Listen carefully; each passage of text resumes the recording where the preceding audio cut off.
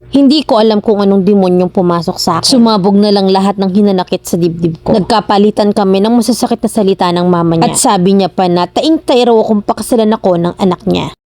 28 na ako at siya naman ay 29. Naging kami ng boyfriend ko last 2019. Super bait niya na walang bisyo bukod sa yosi. Hindi mabarkada, good provider at bahay trabaho lang siya. Legal kami both sides at bunso siya sa kanilang tatlong magkakapatid. At lahat sila ay lalaki. Samantalang ako naman ay panganay at may isang kapatid na lalaki. Okay naman yung parents niya, mabait. Pati na rin yung mga kapatid niya, madali namang pakisamahan. Pero last pandemic, doon ako inabutan ng lockdown sa kanila. Umabot ang 3 buwan yung pagstay ko doon at nakita ko kung anong klaseng pamumuhay meron sila. Both parents niya ay dating personal lang sakla at dahil sa pinagbawal na ngayon nga ay wala na silang work. Ang papa niya mahilig magsabong at ang mama niya naman ay palautang at sugarol. May maliit silang tindahan sa bahay nila kaso nga lang nang dahil sa mama niya ay naubos ang laman. Araw-araw maririndi ka sa pag-aaway nila nang dahil sa pera. Yung dalawa niya namang kapatid ay may sariling mundo. Yung kuya niyang panganay ay hiwalay sa asawa at nakapisan pa rin sa kanila dala yung panganay niyang anak. At yung partner ko naman ay breadwinner sa kanila. Mula pagkain hanggang sa pambayad ng bills, ultimo pambaon ng pamangkin ay sa kanya rin minsan. Na sa akin ay okay lang naman kasi nga pamilya niya yun eh. At bago pa lang naman kami kaya naman hinahayaan ko lang siya. And since may sarili din naman akong work kaya walang problema yun sa akin. August 2020 ay napagdesisyon na naming bumukod. Umupa kami sa isang maliit na kwarto since dalawa lang naman kami at pareho kaming may trabaho. Tsaka mura lang naman ang renta kaya naman okay lang. At December 21, 2022 ay nagpropose siya sa akin. Masaya ang lahat at napag-usapan na rin talaga namin na gusto na naming magpakasal pareho. Na habang tumatagal ay napapansin ko na nagiging ATM machine na yung partner ko. Yung mama niya napakaraming utang na hindi malaman kung saan dinadala. Na samantalang yung papa naman niya panay reklamong walang pera at panay hingi ng pangkain. Pero pagdating sa pagsasabong ay libo-libo kung magpatalo. Madalas na naman namin pagtalunan ng partner ko na tiisin niya tuwag na muna niyang bigyan yung parents niya. At hingan niya ng tulong yung mga kapatid niya para tumulong din sa parents niya. Puro lang siya kakausapin pero hindi naman nangyayari. Hanggang sa December 2023, 4 years na kami ng partner ko that time. Nag-aya ng inuman yung asawa ng pinsan niya na normal lang naman sa amin. Since close ko naman sila. Hindi ko alam kung anong demonyong pumasok sa akin or talagang sumabog na lang talaga ang lahat ng hinanakit ko sa dibdib ko. Nakaaway ko yung mama ng partner ko. Sinabi kong lahat ang gusto kong sabihin sa kanya na siya yung humihila sa pamilya niya pababa at mukha siyang pera. Na lahat na lang sa kanila ay puro pera na lang ang mahalaga. Awang-awa na kasi ako sa partner ko na panay trabaho pero halos wala namang naiipon. Na iniisip ko rin na paano na lang kung magkaroon kami ng anak. Nagkapalitan kami ng masasakit na salita ng mama niya. At sinabihan niya pa akong taintay raw ako na pakasalan ako ng anak niya. Samantalang yung anak niya gusto rin naman yun, hindi lang naman ako. Nung araw ding yun ay nakipaghiwalay ako sa partner ko at sinabihan ko siyang ipagpatuloy niya na lang yung ganong sistema nila sa buhay. At wag nila akong idamay sa paglubog nila dahil ayoko ng magulong buhay. Pero lumipas ang ilang araw ay sinuyo ko ng partner ko at kinausap din ako ng nakatatanda niyang pinsan. At napagkasunduan namin na ititigil na niya yung pagsusustento sa pamilya niya. 1K per month na lang ang ibibigay niya at hanggang doon na lang yun. Pinarealize din kasi sa kanya ng pinsan niya kung ano yung point ko. Na gusto ko lang namang makaangat siya eh. Nakikita ko kasi na kahit anong trabaho niya walang mangyayari sa pinagpapaguran niya. Dahil napupunta lang sa luho at bisyo ng mga magulang niya. Sa ngayon ay nakabukod na kami sa mas maayos na bahay na. At mag 6 years na rin kami ngayong taon. Medyo okay na rin kami ng parents niya pero naiilang pa rin ako kasi hanggang ngayon ay ganun pa rin ang buhay nila. At naiinis ako na kada tatawag or magchat puro na lang problema ang dala. Alam kong mali ako dun sa part na pinagsalitaan ko ng hindi maganda yung parents niya. Pero kasi nakakapikon at nakakapuno na. Masyadong malambot yung ilong ng partner ko pagdating sa magulang niya kaya hindi ko na lang din mapigilan na magsalita. Please Mami Len, kailangan ko ng opinion nyo. Sana'y mapili nyo yung kwento ko. Letter sender, Tinay ng Pampanga.